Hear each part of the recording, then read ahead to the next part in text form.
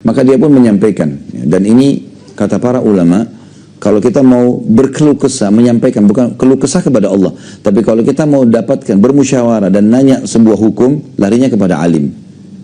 Orang lain nggak usah. Selamat datang di channel Perjalanan Menuju Hijrah. Yang sudah subscribe, semoga kita selamat dunia akhirat. Saya berbagi kisah, ada seseorang syekh di Saudi bernama Syekh Muhammad. Beliau seorang ulama besar sekarang di Saudi, termasuk Hay'a Kibar Ulama. Beliau bercerita, ada temannya, seorang ulama juga di Madinah. Maka temannya ini punya dua anak perempuan, dua-duanya sudah menikah. Tapi yang jadi inti bahasan adalah anak keduanya dari orang Madinah ini. Syekh Muhammad cerita tentang temannya gitu. Rupanya anak keduanya ini dilamar oleh seorang pengusaha besar di Saudi, kaya raya terkenal, punya wibawa, dikenal di sukunya, di negara seluruh Saudi dikenal, di Timur Tengah pun dikenal. Kelihatannya orangnya, performanya baik gitu.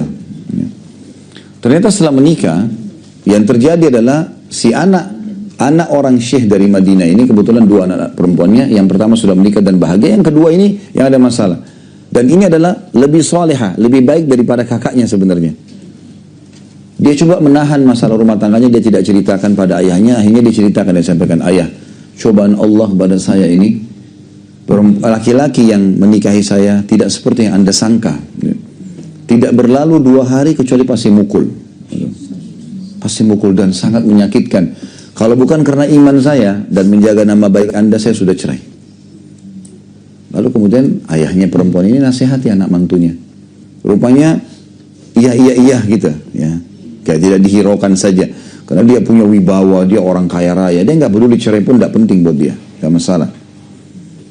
Maka kata Syekh Muhammad, temannya ini ulama juga datang kepada dia. Dia bilang, Syekh Muhammad, saya sudah sering konsultasi dan diskusi sama anda. Dan saya malu karena banyaknya sering bicara. Kata Syekh Muhammad, tidak usah malu. Silahkan, sampaikan saja. Kita saudara muslim bisa saling berbagi. Maka dia pun menyampaikan. Dan ini kata para ulama, kalau kita mau berkeluh kesah, menyampaikan, bukan keluh kesah kepada Allah, tapi kalau kita mau dapatkan, bermusyawarah dan nanya sebuah hukum, larinya kepada alim. Orang lain nggak usah. Gitu. Karena tidak ada solusi. Kalau kita hanya bicara kepada orang tua, kita juga takutnya malah jadi masalah, beban buat mereka. Gitu kan. Walaupun kisah ini si anak perempuan menyampaikan kepada ayahnya. Tapi Syekh Muhammad mengatakan silakan. Karena dia tahu, dia bilang saya akan jawab sesuai dengan ilmu yang saya miliki. Dia silakan cerita. Dia ceritalah tentang anaknya itu. Kata Syekh Muhammad, kalau anda menunggu jawaban dari saya, maka saya yakin pendapat saya tidak jauh dari pendapat anda. Kita sama-sama manusia. Akan sama. Dalil yang saya sampaikan pun anda sudah tahu. Sabar misalnya atau apa. Sama. Mau nggak saya kasih solusi yang pasti dapat jalan keluar? Oh iya, pasti saja. Anda dari Madinah, Mekah dekat sekali. Datang kepada rumah Allah di sana. Umrah, niat khusus berdoa untuk masalah itu. Supaya anak mantunya dikasih hidayah, berhenti memukul anaknya dan rumah tangganya bahagia. Kata temannya ini, saya nggak pernah berpikir itu sebelumnya. Baiklah, terjadi hari Rabu waktu itu. Hari Kamis besoknya, pas malam Jumat, dia beli pesawat jam 3 subuh. Penerbangan pertama, dari Madinah ke Jeddah, Jeddahnya masuk ke Mekah gitu. Dia beli tiket pesawat sama istrinya. Ini cerita tuh 20 tahun yang lalu masih belum ada handphone. Jadi orang cuma telepon dari rumah ke rumah seperti dulu kita pernah alamilah. Dan jelas dia sebelum berangkat dia tinggalkan nomor telepon hotel yang dia mau datangin di Mekah untuk kedua anak perempuannya. Kalau ada apa-apa silahkan ditelepon. Dia berangkatlah sama istrinya. Dia bilang saya masuk Mekah. Alhamdulillah masuk ke hotel. Segera Allah mudahkan. Saya kasih berita ke receptionnya. Kalau seandainya ada yang telepon saya bilang saya akan telepon balik.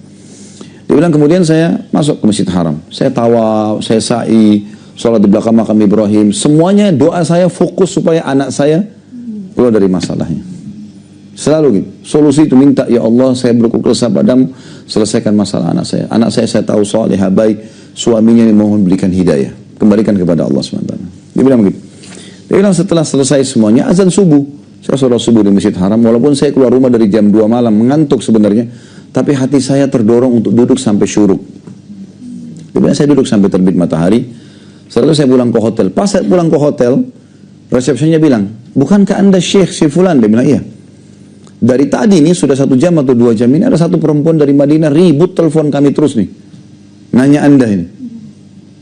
Maka dia bilang mungkin anak saya. Dia telepon ke anaknya yang pertama. Sudah salam, nak kamu telepon nggak? Oh enggak, saya nggak telepon. Ada masalah nggak? Ada masalah. Mungkin adik saya yang ada masalah nih. Bilang baik, dia bilang saya telepon ke anak saya yang kedua. Dan saya sudah berpikir waktu itu mungkin ada keluhan baru, mungkin ada pukulan baru, mungkin ada masalah baru. Dia bilang begitu diangkat sama anak saya. Setelah jawab salam sudah mengatakan, ayah, entah ilham Allah dari mana nih. Sudah 1 atau 2 jam ini suami saya menangis di depan saya nih. Tadi malam ini bertengkar, saya dipukul, saya dimarah-marahin. Dia sampai tidur di kamar sebelah. Sudah 1 atau 2 jam ini entah kenapa dia datang ke saya minta maaf. Dan mengatakan memang kamu wanita baik, saya yang buruk, saya minta maaf, saya akan perbaiki.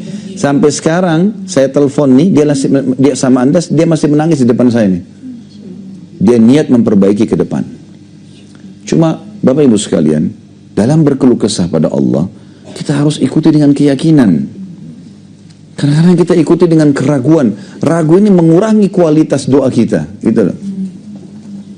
Saya sudah bilang tadi, keyakinan ini seperti Bapak Ibu yakin kalau lapar itu solusinya makan, kalau dahaga solusinya minum, kalau capek istirahat. Begitu juga keyakinan dengan memohon kepada Allah dalam doa, mengharapkan surga, takut dari neraka, harus itu. Itu sudah sunnatullah, mestinya begitu. Ya. Jadi kita harus melakukan hal-hal seperti ini supaya betul-betul mendapatkan solusi dari Allah SWT. Allah itu maha mendengar, Bapak Ibu sekalian. Ya, Allah maha mendengar dan Allah maha mengetahui kebutuhan hamba-hambanya. Tapi Allah mau kita bergantung.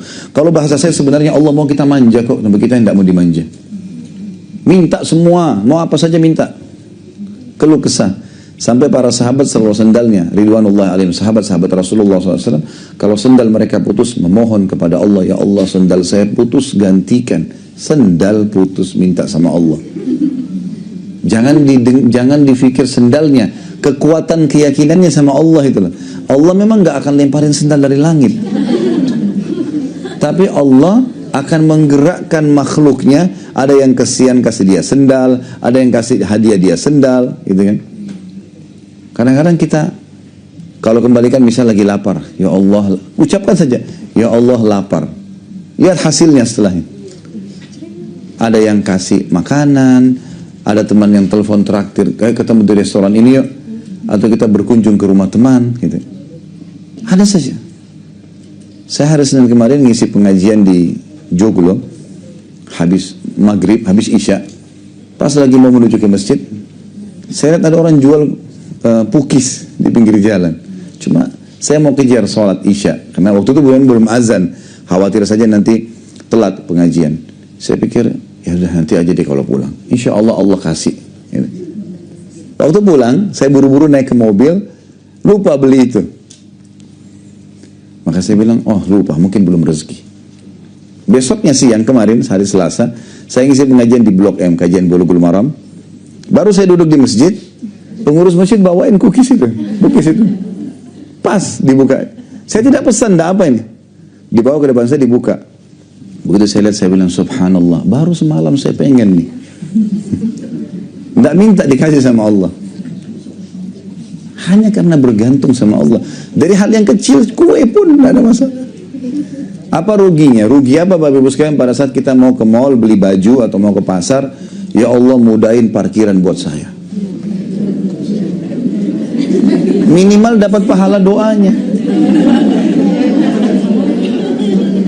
Nah, apa saja. Mau makan di satu restoran, ya Allah mudahin supaya saya dapat tempat duduk yang nyaman, saya bisa makan di situ, gitu kan. Siapa tahu pas mau tutup Allah masih tunda, tidak ditutup aja. Kita masih bisa dapat. Nah, kita kurang sekali ketergantungan sama Allah yang seperti ini. Kayaknya nggak perlu gitu loh sama Allah. Kesannya kita jalan aja sendiri. Padahal sebenarnya Allah mau kita manja, kok aneh dimanjain nggak mau. Ya. Biasanya ibu-ibu itu suka dimanja sama suaminya gitu. Dimanja sama Allah nggak mau gimana? Ya. Tinggal merengek, tinggal minta, nggak ada susahnya. Dan itu kekuatan akidah di situ, gitu kan. Puncaknya di situ.